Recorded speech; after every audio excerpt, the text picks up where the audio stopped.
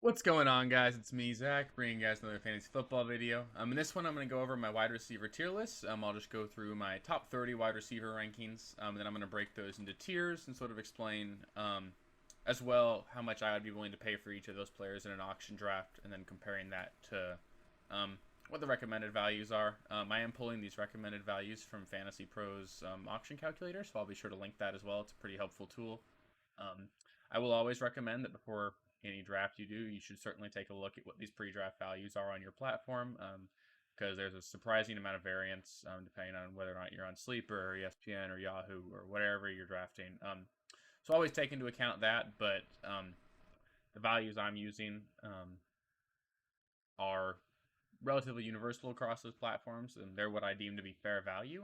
So then, just because I'm listing a player, I say he's worth 10% of your um, auction budget, that doesn't necessarily mean that's how much I'm looking to pay, because you obviously want to compare that to what their pre-draft value is on your platform, and then the way you win an auction draft is if you find the values and the bargains where what you believe to be a fair price is much higher than what they're actually going for. Um, so yeah, I mentioned earlier, but I'll mention it again in case you didn't catch the previous video. We did break the 100 subscribers. I'm super stoked about that. Thank you guys so much. It's crazy that 113 of you guys now care to hear what I have to say, so that's always awesome. The goal was 100 by the start of the season, but we'll see how high we can get. I've got a kind of ridiculous goal now of 200, but let's shoot for it. Let's see. I think we can get there. We've been having a really awesome time. Um, Couple other updates. Website, a lot of work's been going on that behind the scenes. That'll be up hopefully within a week, but no doubt before the end of the month. So super excited about that. Then we'll be adding to the website as often as we can. Um, if you are new here, thank you for stopping by. I really appreciate you taking the time. Please do feel free to subscribe to the channel and click the bell so you get notifications. Make 3 videos a week. Try and cover a wide range of topics and make sure that we can really help you guys as much as we can throughout the season and see how many fantasy championships we can get you guys to. Really love doing this, having a great time with it, and just want to thank you all again. So with that, let's get started with the video. I'm starting off with tier 1 here. I've got a pretty obvious set of 3 names. I think you'll find this to be pretty universal across the industry. But Justin Jefferson, Cooper Kupp, and Ja'Marr Chase are all tier 1 wide receivers for me. I do have them ranked in that order: Justin Jefferson, followed by Cooper Kupp and Ja'Marr Chase. I honestly have no problem with you ranking any one of these 3 as your number 1. The only reason I've got Jefferson ahead of Kupp right now is because of a little bit of concern with Stafford's elbow. It's probably nothing, but I also think that Jefferson's trending up, and Cooper Kupp probably peaked last season, which is no slight at him. He obviously can regress quite a bit and still be the wide receiver 1. One thing I was relatively shocked about here is after putting together my pre-draft values for each of these players and then comparing them to the recommended value that Fantasy Pros gives, I was shocked to see that I was higher on most of them, which means that I deem at least Jefferson and Chase to be good values here. But I haven't been leaving drafts with any of them really ever, especially in auctions. So I think that Fantasy Pros is being pretty sharp as well, realizing that these top tier running backs are a lot more valuable. So um, just because I have this listed as fair value, I think that that's fair value if you're looking to go towards a wide receiver heavy approach. But I think that in general, in an auction draft, you don't have to pigeonhole yourself into that. Normally, you're sort of only going to go with that sort of strategy if you're forced to because of your draft position. But I think that even though I have these players recommended as decent values here, I don't think that they're necessarily worth paying up for in your drafts, because it's just going to handicap you at the running back position. So again, you're not going to lose your draft because you draft any of these guys. They're going to be elite players. They'll all 3 easily be top 10 wide receivers this season, and they could all 3 be top 3. But I just think that the price you're paying here is pretty steep, given that there's so many running backs that I'd rather have and rather spend 25% of my budget on. So moving into tier 2, I think this one's going to be pretty chalk aside from the order as well, but I've got Stephon Diggs, CeeDee Lamb, Mike Evans, and Davante Adams. I do think that the most shocking of these would be that I had Davante Adams ranked as my wide receiver 7, as to where he's being drafted as the wide receiver 4. Honestly, I've got nothing wrong with Davante Adams. I just think that there's going to be a lot more target competition in Vegas than he has had in the past couple years, and he's obviously going to deal with a pretty significant downgrade at quarterback. That's not a slight at Derek Carr. It's just hard to match the 2-time reigning MVP. So I personally have no shares of Devontae Adams anywhere. Um, and sort of similar to tier one, I've noticed that especially in auction drafts, the only one of these four players I'm ever really leaving a draft with is Mike Evans. I think that's because I've sort of just decided that, especially in auction drafts, it's just hard to spend a very significant amount of your budget on a receiver. Because I generally like to target getting two really good running backs and then getting some sort of positional advantage at the tight end position in auction drafts. So um, Mike Evans ends up being just cheap enough that I can still find myself paying up for a wide receiver one, and not feeling like it's completely handicapping the rest of my roster. Obviously, if any of these guys are values, no problem with it. In snake draft, I can see you ending up with these guys more often. In fact, I have at least one team where I did go Stephon Diggs, CeeDee Lamb at the turn, when I was given the 12th pick in a draft. So um, there's certainly scenarios where I love all four of these guys. It's just that in auction where I don't have to really deal with ADP, I tend to be avoiding most of them. They're all great players. Again, you're not going to lose your league because you draft any of them. It's just generally not how I like to build out my rosters. But yeah. So moving to tier three here. This is generally the tier of receiver where I find myself getting pretty excited about these players. And there are a couple of guys in here that I find myself pretty consistently leaving drafts with. I think you'll be able to tell which ones pretty easily based off how I'm ranking them. The one I have ranked far higher than ADP here is Mike Williams. He's my wide receiver 9, as to where Fantasy Pros has him as a consensus ADP of wide receiver 19. Um, and for me, I'm willing to pay about 15% of my budget for him, even though its average cost ends up being closer to 10. Mike Williams is the receiver I've got the most exposure to in all of my leagues this year. I've been drafting him wherever I can. I think he's just going to be a tremendous value. You're obviously going to have to deal with some up and down, but I think that um, there's so much upside with Mike Williams on a week-to-week basis, and he can win you a week any given week. And there's volatility at all the wide receivers. There's a saying in the industry that there are no consistent wide receivers in fantasy, so you might as well get the ones with the higher upside. I love Mike Williams this season, and I also love Michael Pittman Jr. at his value. I do think he's a bit worse of a value than Mike Williams, but I still love where he's going in drafts. I've been drafting him pretty frequently in the late third round, um, and I love getting him in auction, especially if I manage to get a high-end running back, and then I feel like I can afford to go a little bit cheaper on my RB2. Um, I've got no problems with the other guys, Tyreek, Keenan, or Higgins. I don't really have any exposure to Keenan because I just love Mike Williams so much, and I tend to avoid having two pass catchers from the same team, especially with that much draft capital invested. Um, I've got nothing against Tyreek Hill this season. I have him ranked as my wide receiver 10. I just think there's going to be too many mouths to feed in Miami for any of them to be completely dominant. Tyreek Hill is obviously elite, but him and Waddle are going to sort of cannibalize each other. And they did give pretty good money to Cedric Wilson this offseason, so I think it's going to be hard for Tyreek Hill to put up monster numbers because he's not going to have the same target share he's had, and he's not going to have the same deep threat ability that he's been able to have with Mahomes, obviously. And Higgins, I love T. Higgins. No complaint about him being the wide receiver 2 in that offense. I think there's a very real shot that him and Ja'Marr Chase both finished as top 10 wide receivers this season. So I love Higgins. He's just been a little bit too pricey for me, and generally think I can find better values elsewhere. But in snake drafts, I've got no problem drafting him. I like him a lot. Moving into tier four, this is where I get really excited about some of these guys. This sort of sheds more light again onto why I haven't felt like I've been leaving drafts with any players in the higher tier at the wide receiver position, and it's because I've got such confidence in some of these tier three and tier four guys outperforming their ADP.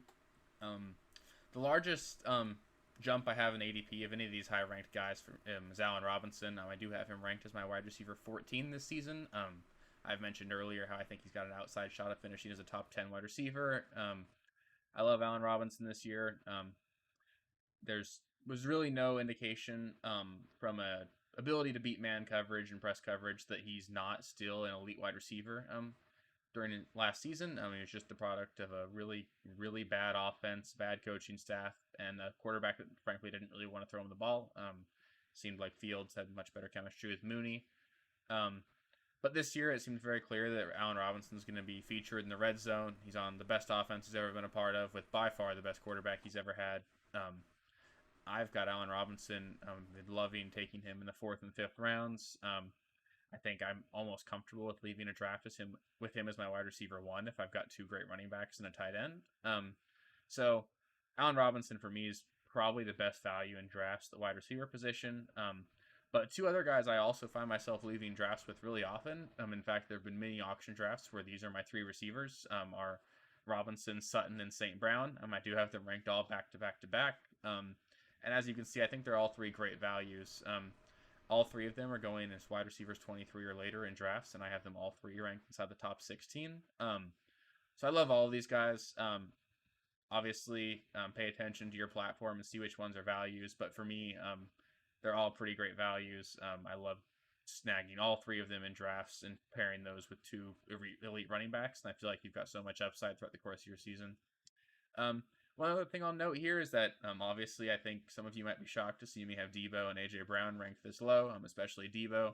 I've touched on Debo a few times, but how I just don't think he's got nearly the upside he had last season. He's going to be used as a running back less this season, hopefully, for the 49ers' sake, hopefully, because I think a lot of the reason he was utilized so much as a running back was due to all the injuries they had at the running back position. For the first 8 weeks of the season, Debo had 81 targets last season, and the second half, that number got cut in half, and gave way to a lot of rushing ground. That's just because there was injuries to Mitchell and Jeff Wilson and Hasty, and it was pretty much Debo and Mitchell was banged up. But the Niners drafted Tyrion David Price. They're going to use several running backs. I think they're going to try and keep Debo healthier that way. And Debo had 14 touchdowns last season. I don't see that happening. And on top of that, they're going to a worse quarterback from a passing perspective in Trey Lance, who's already also demonstrated pretty good chemistry with Brandon Ayuk. So there's a non-zero chance that Debo doesn't lead the team in targets this season. And if he's getting less targets on a less efficient passing game and is not getting the ball on the ground, it's pretty clear that he's going to have touchdown regression, and I just don't see it happening for him. And then A.J. Brown. I love A.J. Brown, the talent. I love Jalen Hurts, the talent. Jalen Hurts is a quarterback I'm drafting everywhere. I just think this is the most target competition A.J. Brown has had, with Goddard and Devonta Smith being very capable weapons. And I think that the Eagles' passing game is just not going to have enough volume to support three really good options. I think that all three of them are going to be really good NFL players, but it's just going to be hard for any one of those three players to really produce in fantasy unless the Eagles pass drastically more than they have in years past. Moving into tier 5, this is another tier that I do find myself drafting quite a few receivers in, although not quite as many as I find myself getting from tier 4. I've got Darnell Mooney as my wide receiver 19, followed by Marquise Brown, Brandon Cooks, Jalen Waddle, and Jerry Jeudy. All 5 of these guys I think are going to have really solid seasons, and I have no problem drafting any of them. I think that of these 5, the best value for me is Darnell Mooney. He's being drafted as the wide receiver 27. And I've got him ranked as my wide receiver 19, so 8 spots ahead of ADP. He's just the only guy they can throw to there. He's clearly talented. He's going to get a monster target share. I won't be shocked if Cole Kmet and Darnell Mooney are one of the duos this season that gets more than 50% of their team's targets. There were 5 teams that did that last year. I think the Bears could be a team that does that this year. With that much volume and that much talent, Mooney's got a lot of upside this season. I do find myself leaving drafts with him quite often. I also find myself drafting Marquise Brown pretty often just because of the upside. He's certainly a guy that I see myself maybe thinking about trading week 5 or 6 because I think that obviously his volume is going to come down quite a bit when Hopkins comes back. So I have a hard time really trusting Marquise Brown for the whole season. That's the only reason I have him this low. But if you're the sort of player that likes the idea of drafting Marquise Brown and then trading him after 4 weeks of dominance, I love doing that. I love Brandon Cooks a lot too. Every year Brandon Cooks beats his ADP. I have him ranked 1 spot below ADP, which is probably foolish, but I just don't think he's got top 10 upside, which is the only reason I have him down this low. Jalen Waddle I have down 8 spots below consensus ADP, which shocked me because I do like Jalen Waddle quite a bit. But then I realized that talking on it earlier, same reason with Tyreek Hill. I just think that Waddle and Tyreek Hill are going to cannibalize each other. Cedric Wilson's going to get some targets as well. Mike Gesicki's going to be involved, and they obviously brought in Chase Edmonds as well to catch the ball quite a bit. So I think there's just going to be too much, too many players going to be involved in that passing game for anybody to be outright dominant. And then I do have Jerry Jeudy ranked 2 spots ahead of ADP. Clearly, I'm projecting Courtland Sutton to be the wide receiver 1 there. Judy's just sort of going to have to prove it to me before I want to buy in completely. But last several years, Russ has supported 2 top 20 wide receivers in Lockett and Metcalf, so there's no doubt in my mind that Jeudy could be a top 20 receiver this season. Moving on to tier 6, this is generally the last tier that I find myself spending any sort of legitimate draft capital on in auction drafts, as well as I think there's a pretty big drop off behind these guys in terms of upside, but it's also a pretty big tier. It's also a tier that I don't find myself taking that many players from. DJ Moore really shocked me having him ranked as the wide receiver 24, 9 spots below ADP. Honestly, I might have to take a look at that further. I think DJ Moore is going to have maybe his best season to date, so he probably deserves to be at least in the top 20. But I still can't get behind paying up for him as wide receiver 15, and I can't get behind paying 11% of your budget for him in an auction draft. I also have Gabe Davis ranked 6 spots below ADP. I do think that there's certainly a world that Gabe Davis makes me crow here, and I'll own that, but I think that you're going to have James Cook and Dawson Knox and Isaiah McKenzie involved in that passing game alongside Stephon Diggs, obviously. So I just think that there's going to be, again, too many mouths to feed in this Bills offense. Gabe Davis is going to need a 10-touchdown season to pay off at his ADP, so I just don't find myself getting him. Terry McLaurin, another guy I have ranked 10 spots below ADP. I just don't trust Carson Wentz or really that Washington coaching staff at all. Obviously, McLaurin's an elite wide receiver. I love the talent. I just don't love the quarterback situation. He could obviously finish as a top 20 wide receiver, but I think that's about his ceiling, unless Carson Wentz somehow finds his old self, which I just don't see happening. DK Metcalf's another guy I have ranked 10 spots below ADP. Realizing more and more that I've got pretty much this whole tier ranked below their ADP, but same thing, quarterback situation just makes me incapable of believing in him. The only way Metcalf pays off at his ADP is if he catches double-digit touchdowns, and I won't be shocked if Locke and Geno both barely have double-digit touchdowns this season. So I'm pretty much staying away from the whole Seahawks passing game. Another receiver I've got ranked below ADP is just Chris Godwin. I think that even though he's trending in the right direction health-wise, you're going to be waiting a few weeks for him to really be his full self, and I just think he costs too much right now. You're drafting him alongside players like I'd mentioned earlier, Allen Robinson, Courtland Sutton, and I'd much rather have those guys who I think have more upside and are going to be healthy all season. And the last two guys in this tier are guys that I do find myself taking relatively often. One is Rashad Bateman. I've got him ranked as my wide receiver 29, 9 spots ahead of ADP. I talked about how there are about 5 teams a year who target their top 2 targets at a 50% target share, and I think the Ravens are going to be one of those teams this season. I won't be shocked to see Mark Andrews get a 30% target share, but then behind him, I think Bateman's going to clearly lead the team in targets. There's nobody else really there behind him that poses a threat, so Bateman's going to be the number 1 wide receiver for Baltimore this season.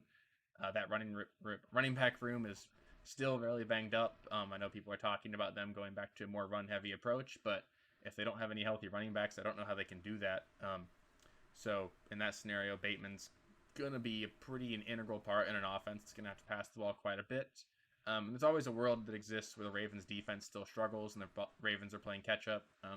Bateman's got a lot of upside this season. You're just not paying that much for him. And then barely cracking my top 30, DeAndre Hopkins. It's crazy to see him this low, but he's got a consensus ADP of wide receiver 33. I've been pretty consistently drafting him as my wide receiver 5, just because I love taking that upside shot there, especially on a team that doesn't need him to perform. And the thing that's most shocking about him is that in most platforms, he ends up costing about 2% of your budget, despite being drafted as the wide receiver 33. As you can see here, Bateman ends up costing about 5% of your budget, despite being the wide receiver 38 by ADP. So especially in option drafts, DeAndre Hopkins is a really screaming value for me. And that's generally been the draft format where I find myself leaving with him pretty often. Thank you guys for watching. If you haven't already, please be sure to subscribe to the channel, like the video, check out these other videos here if you haven't. If you want more content, please feel free to follow me on Twitter at RealSteelFFB. I'll be more active on there as the season goes on. Thanks. Catch you later.